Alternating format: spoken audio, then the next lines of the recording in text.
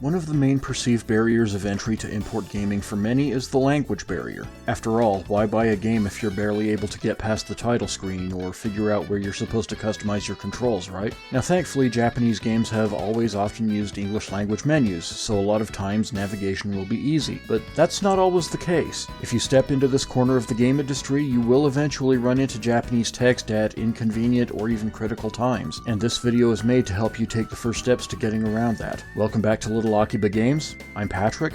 Let's get started.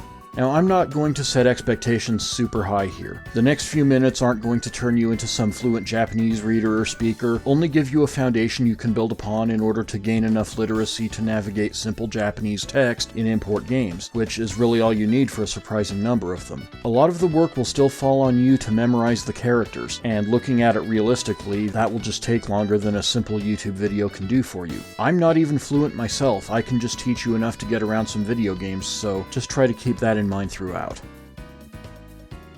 Japanese has two simpler alphabets within the language, Katakana and Hiragana, which look like very different scripts but are pronounced exactly the same way, character for character. Katakana is great for import gamers, because it's used for most key terms and is a single layer barrier of entry. You don't need to speak a word of Japanese to understand Katakana. Once you learn to read the script, what comes out the other side is almost always in English. So once you memorize all of your Katakana, you're already leaps and bounds ahead of most gamers. A lot of other game-specific terminology and character names are also reflected this way. Hiragana, on the other hand, is the simplest representation of the Japanese language itself. If you're reading Hiragana, you know that once you decipher it, you're going to end up with Japanese words and phrases. So while you'll be able to sound words out as you see them, you'll still need to learn what those words mean. And that's a deeper part of the pool than I can take you to, but it would still benefit you to learn the Hiragana characters once you have your Katakana down. Generally speaking, you can get by just picking up a few key terms in Hiragana like tatakau, which often refers to attack on a JRPG battle menu. This video is going to focus entirely on Katakana because that's what I feel most qualified to go over with you. While I can teach you how to take Katakana script and translate it into understandable English words and phrases, and Hiragana itself can be learned just like Katakana, teaching you what Hiragana script is actually saying is well above my pay grade. If I ever get there myself, I'll do my utmost to extend the lesson plan with a follow-up video, but that isn't even on the radar right now. Now, you'll also run into a lot of romaji, but I'm going to go out on a limb and assume you're on top of that. One beautiful thing about Japanese is that it doesn't have accented vowels at all. Each vowel only makes one sound ever. A, I, U, E, O. There is no a, I, etc. So when it comes to Katakana and Hiragana, simply reading a word will tell you how that word is pronounced. By extension, most of the broader alphabet is comprised of these vowels with a single leading consonant. For example, ka, ki, ku, ke, ko, ma, mi, mu, me, mo, ra, ri, ru, re, ro, na, ni, nu, ne, no, and so on. Now there are exceptions. For example, yi and wu simply do not exist and are just theoretical syllables that have never actually been used and have no character to represent those sounds. Ye also barely exists, don't worry about it. What you would think should be si is actually shi, hu is actually fu, tu is actually tsu, and ti is actually chi. There is also a lone solitary consonant in the alphabet, n. Within this scope, the characters that end with u are special because with the exception of nu and u, the u is almost silent, more there to represent the breath that follows the pronunciation of a consonant than an actual deliberate phonic. Finally, you obviously don't use tsu for words that end with the romanized t, just for words that end with ts. Instead, we use to in that place, or do in the case of words that end with romanized d, but I'll get to that in a moment. Finally, you get these two characters, the sokuonfu and the choonfu. The sokuonfu is simply a small tsu character in both Katakana and Hiragana that tells you that the following consonant has emphasized pronunciation. This usually comes up in the case of twin consonants in the source word, and is generally romanized in kind when translated from the Katakana and Hiragana scripts, which is a good way to read it when translating. Also, a sokuonfu with no following character denotes an abrupt stop or a cutoff in whatever's being said, much like how we would use dual hyphens in English. Maybe the speaker lost their train of thought or got interrupted. The choonfu resembles the number ichi, and it's easy to confuse the two early on, but context will usually clear it up by itself when the font doesn't. When you see this character, you elongate the pronunciation of the preceding vowel, or actually fully pronounce u in applicable cases.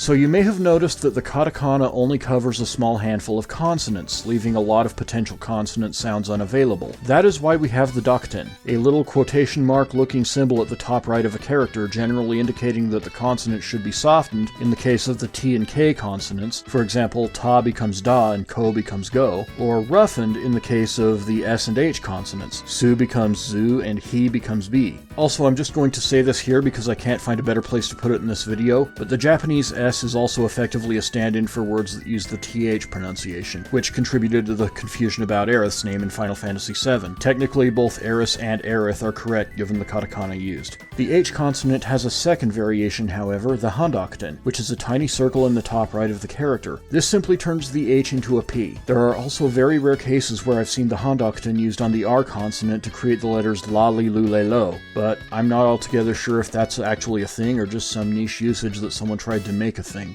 I thought it was forbidden, though. Now, within the scope of everything we've talked about so far, some consonants are still going to simply be interchangeable in the translation. For example, the language does not differentiate at this level between B and V, or R and L, leaving you with characters that are only pronounced one way, but can be interpreted multiple ways for the purposes of translation. D, J, and Z are a whole mess in and of themselves that will just take more time and experience to properly internalize, but you'll get there. This is how we got the term English in reference to less educated or just lazy translations. Some discernment will always be required when translating katakana to English, but once you internalize the nuances, it will come pretty easily, pretty quickly. Just remember, katakana and hiragana are entirely phonetic scripts. They will tell you how the words are pronounced, but not how they're spelled in Romaji. Finally, characters that end with E, such as ri, chi, and he, can be followed by a visually smaller version of ya, you, or yo to create a compound syllable, essentially replacing the E sound with that of the following character. This opens up syllables like ryo, kya, or chu, and this also does extend to characters that use the dakuten or handakuten. It's not that elaborate because the rules only match up two very small sets of characters to create syllables that, thankfully for the sake of simplicity, don't have their own unique characters to learn, so it might look intimidating, but once you recognize the smaller characters and what they mean, you'll pick it up quickly. In addition, there are some cases where compound syllables are used to represent characters that are otherwise taken, for lack of a better word, by one of those overlapping consonants. And going back to Final Fantasy VII examples, Tifa is a good one here because her name is actually comprised of two of these. As previously stated, what you would think should be T actually represents Chi in its solitary phonetic series. So how do you get T? By combining the character Te with a compounding E. Meanwhile, because there is no standalone Fa character, we need to make one, so we combine Fu with a compounding A. And yes, you also use Fu as a source character to get Fi, Fo, and Fe. Now, the potential combinations here are positively staggering because you need a lot of building blocks when assembling non-Japanese terms into Japanese script, and for all of katakana's simplicity, you get a lot of wiggle room. You can even use multiple compound characters to get stuff like fie, which I was reluctant to put in this video because it is very niche usage that can seem more daunting than it actually is, but it's probably for the best that I at least touch on it. For now though, it's far more important that you just recognize the smaller compounding versions of characters in context, and that they generally mean a combination of themselves with the preceding character, essentially cutting off the vowel portion of that preceding character. Look at it specifically in that sense, and you'll have a much easier time getting all of this down.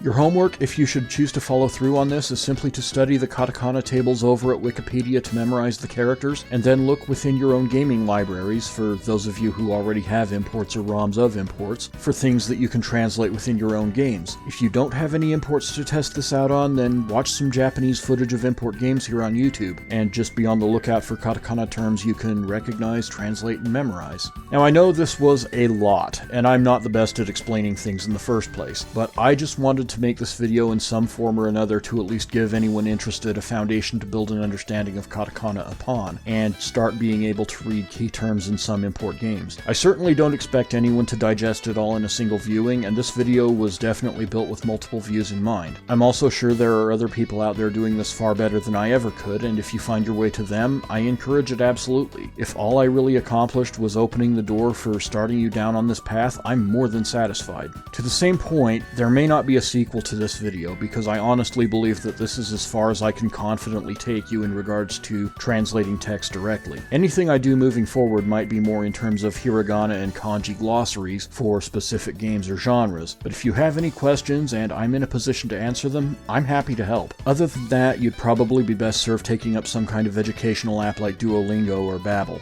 That's all for now. If you like this video, then please be sure to like, comment, share, and subscribe, as it all helps grow the channel in its new identity. Click the notification bell to know right away when the next video is out. I'm Patrick, this has been Little Akiba Games, and I look forward to seeing you back here next time.